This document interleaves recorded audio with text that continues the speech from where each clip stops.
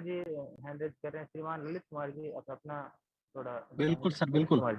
आवाज आ रही सर? जी आ रही है। नमस्ते आप सभी को। मेरा question SDM sir Shri Suresh ji से है कि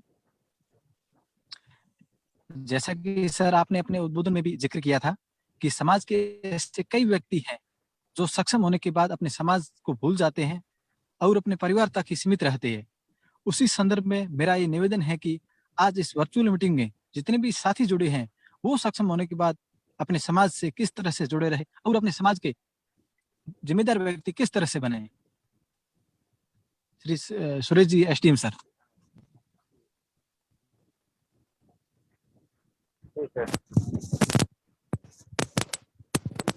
जुड़ने के लिए उन लोगों को मोटिवेट करना पड़ता है।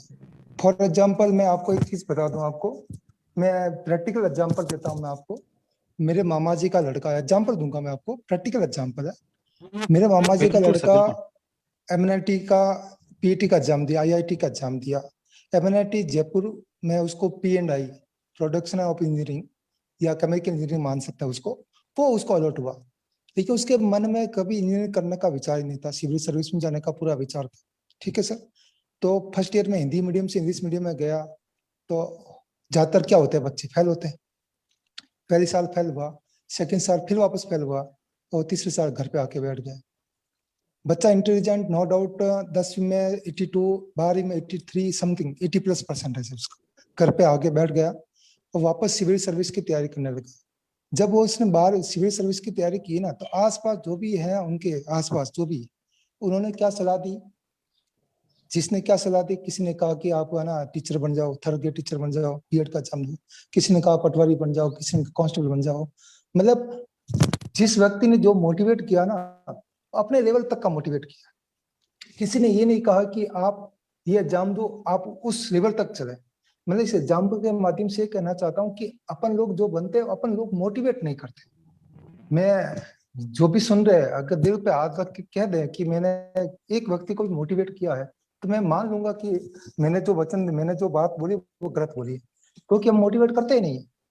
हम बनते हैं, उसके बाद पहाड़ में गया दुनिया, किसी को कोई मोटिवेशन करते नहीं। यहाँ पे मैं अपनी बात बोलूं, अगर मैं एसडीएम बन गया तो मैं ज्यादातर लोग ये चाहेंगे कि दूसरा व्यक्ति एसडीएम ना बने, क्योंकि वो बनता है तो मुझे पूछेगा।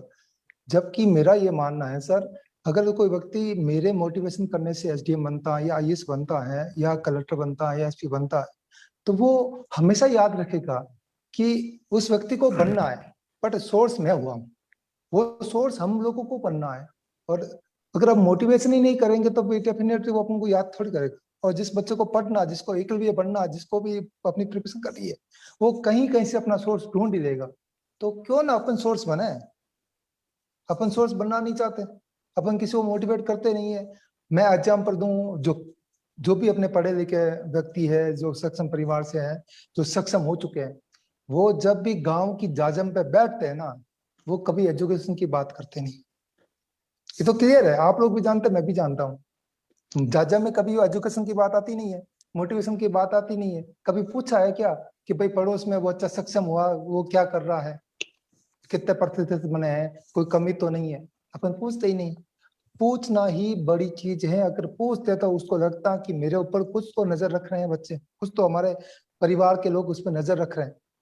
पर नजर रखते नहीं, अपन तो बस जाते हैं और छोटी इधर उधर की बात करके निकल जाते हैं। मोटिवेशन देना जरूरी है सर।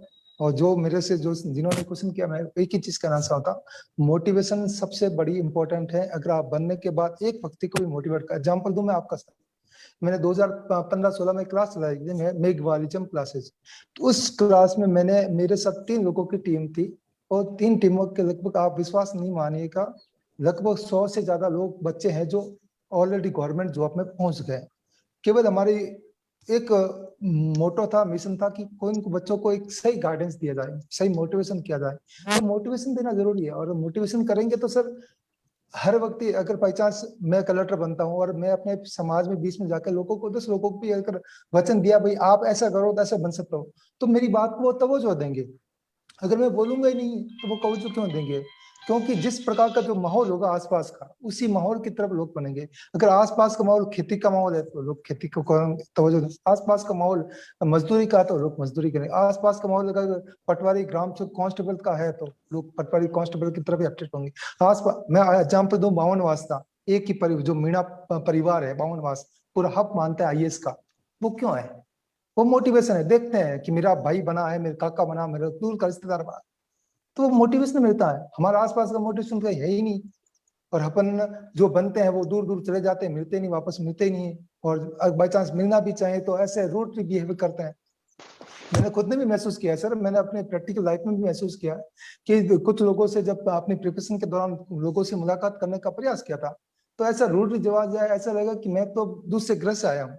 तो मैं ये चाहता हूँ कि मैं, मेरे से जो भी व्यक्ति इस चीज में बात पूछने का प्रयास करे, तो मैं उनके साथ कभी रोटी व्यवहार नहीं करूँ, वो मुझसे आगे बने, मुझसे भी बेटर बने।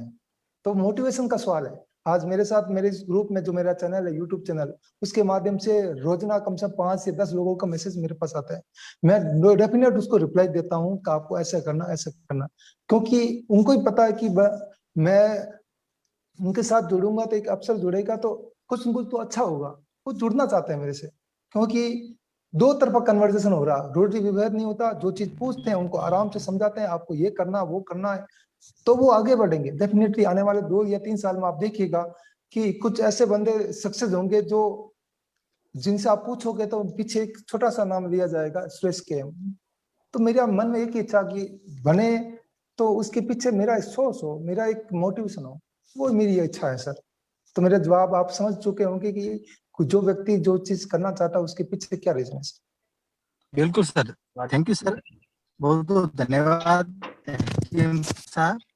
आपको बताना चाहूंगा कि आपके YouTube चैनल से मैं निरंतर ज्ञान अर्जित कर रहा हूं, और पिछले कुछ दिनों में आपने अपने अन्य सोशल मीडिया अकाउंट्स पर भी कुछ ज्ञानप्रद जानकारी शेयर की, और एक अखबार की cutting Shri Dinesh ji MN sir के साथ भी शेयर की, वो भी मैंने पढ़ी और मुझे बहुत अच्छी लगी।